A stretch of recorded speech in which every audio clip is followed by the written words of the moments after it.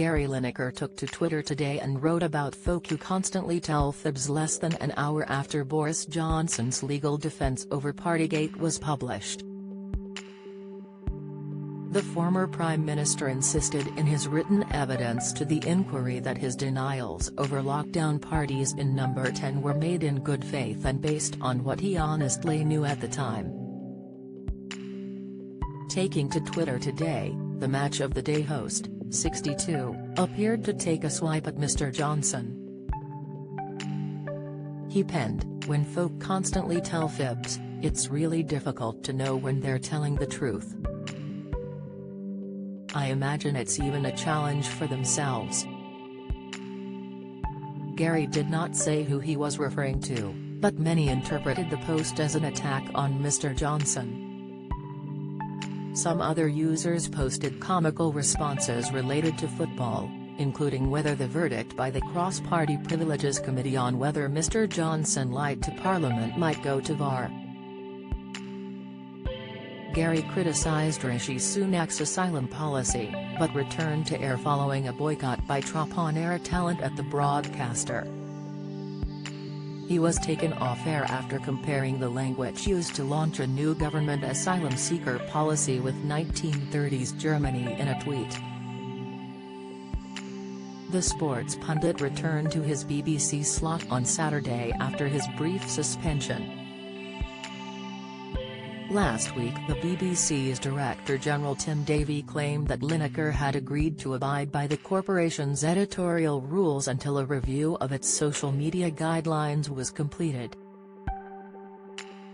Mr. Davie later said he recognised grey areas in the broadcaster's social media guidance could cause confusion.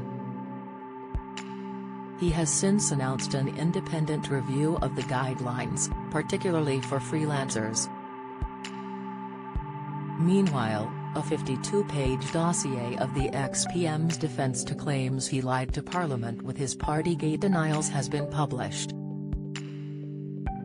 Mr. Johnson signalled he is prepared to take on the Privileges Committee tomorrow in a hearing to decide whether or not he misled MPs over Partygate.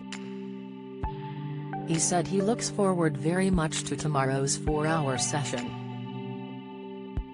The former Prime Minister added, "I believe that the evidence conclusively shows that I did not knowingly or recklessly mislead Parliament. The committee has produced not a shred of evidence to show that I have." Mr. Johnson has denied intentionally or recklessly misleading MPs over the Partygate debacle. He said, "So I accept that the House of Commons was misled by my statements that the rules and guidance had been followed completely at Number 10. But when the statements were made, they were made in good faith and on the basis of what I honestly knew and believed at the time. I did not intentionally or recklessly mislead the House on December 1, 2021, December 8, 2021, or on any other date. I would never have dreamed of doing so." He insisted that, other than the assertions of the discredited Dominic Cummings, his former chief aide, there is not a single document that indicates that I received any warning or advice that any event broke the rules.